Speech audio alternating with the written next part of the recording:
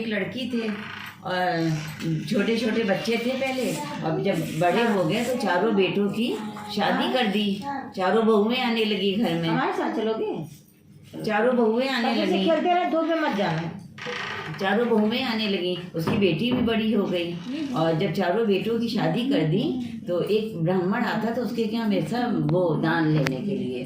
तो दान लेने के लिए हमेशा आता था।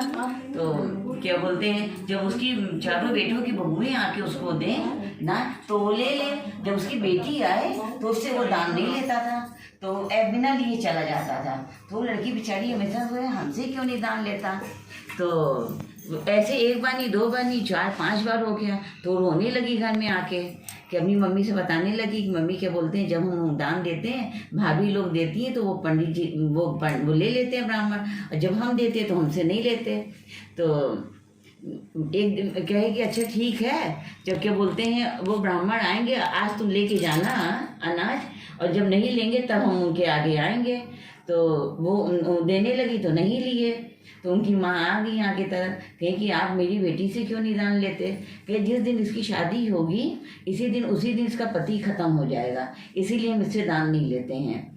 तो उसकी माँ कहती है कि क्या बोलते हैं उसका कोई निवारण होगा कि आपने ऐसे ही कह दिया, उसका निवारण भी बताइए। कहीं कि आप 7 समुंदर पार एक सोना धोबीन है, उससे आप अगर उसको बुला ले आइए तो आपकी बेटी का सुहाग बच जाएगा।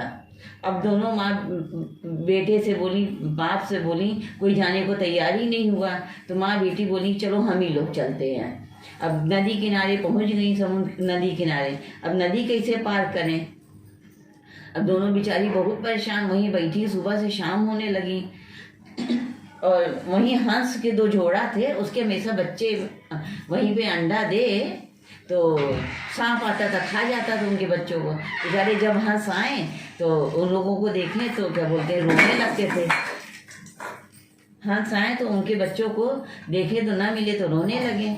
तो उस दिन सुबह से शाम तक दोनों माँ बेटी बैठी हुई थी। तो उसने देखा कि दोनों हंस के बच्चे पे वो अंडा रखा हुआ है और सांप उसके ऊपर जा रहा था खाने के लिए। तो उसने दोनों ने पत्थर मार क्या बोलते हैं उसको भगा दिया सांप को। तो हंस क्या बोलते हैं दोनों आ गए। तो दोनों सोचे हंसनी दोनों थे। तो वो बोले कि लगता है यही दोनों माँ बेटी मेरे बच्चों को हमेशा मार देती हैं। तो उन लोगों को श्राप देने जा रहे थे दोनों हंसनी कि जैसे मतलब वो मेरे बच्चों को तुम ही लोग मारती। तो वो लोग ना करने लगे। तो उसके दोनों बच्चे वहीं खेल रहे थे, बोले नहीं ये लोग नहीं मारते थे, सांप आता था वो हम लोगों को परेशान कर रहा था, इन लोगों ने तो हमको बचाया है। तो बोली कि हमसे कुछ वरदान चाहिए तो हमसे वरदान मांग लो हंसनी। तो बोली कि क्या बोली कि हमको ये नदी पार करना है और कैसे नदी पार करें।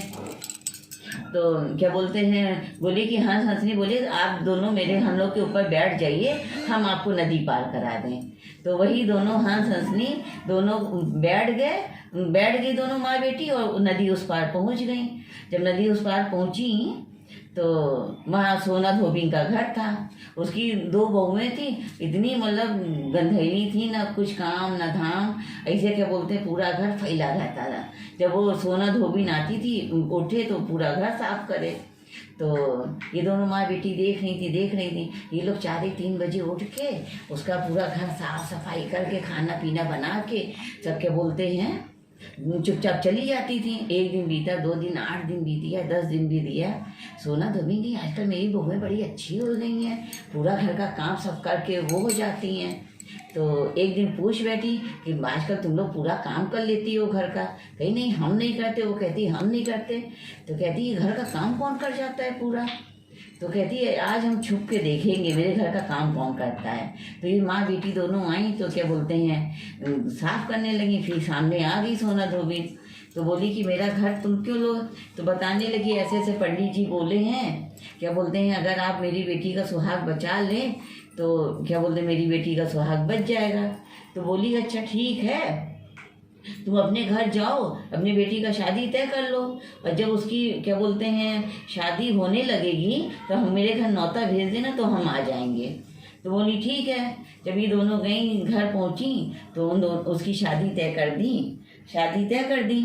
तो जब शादी तय कर दी तो सोना धोबी को दावत दे दी। सोना धोबी शादी के एक दिन पहले आ गई।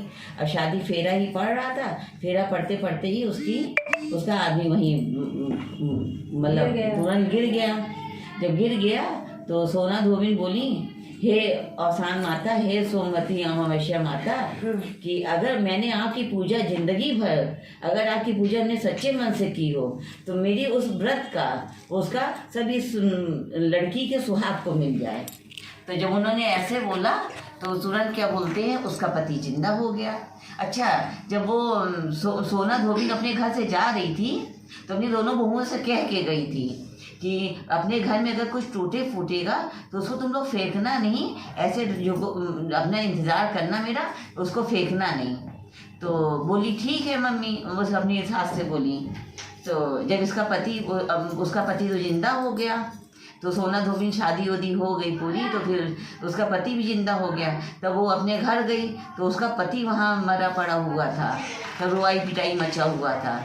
तो अच्छा, उस दिन जिस दिन वो जा रही थी अपने घर, तो उस दिन सोमवती अमावस्या था। उस दिन सोमवती अमावस्या था। तो सोमवती अमावस्या तो वो रास्ते में पूजा करते हुए गई। रास्ते में वो पूजा करते हुए तब अपने घर गई। जब वो अपने घर पहुंची तो उसका पति वहाँ मरा हुआ पड़ा हुआ था। तो कहती, हे सोमवती अमावस्या, जो क्या बोलते हैं, अभी तक जो मैंने पूजा की थी वो तो आपने उसके पति को दे दिया। जो आज मैंने पूजा की है, अगर आपकी पूजा मैंने सच्चे मन से की हो तो मेरे पति को वो पूजा मिल जाए। तो जब वो उस दिन की पूजा उसके पति को मिल गया, उसका पति भी जिंदा हो गया। जैसे सोमवती अमावस्या माता, औसान माता, उनके पति को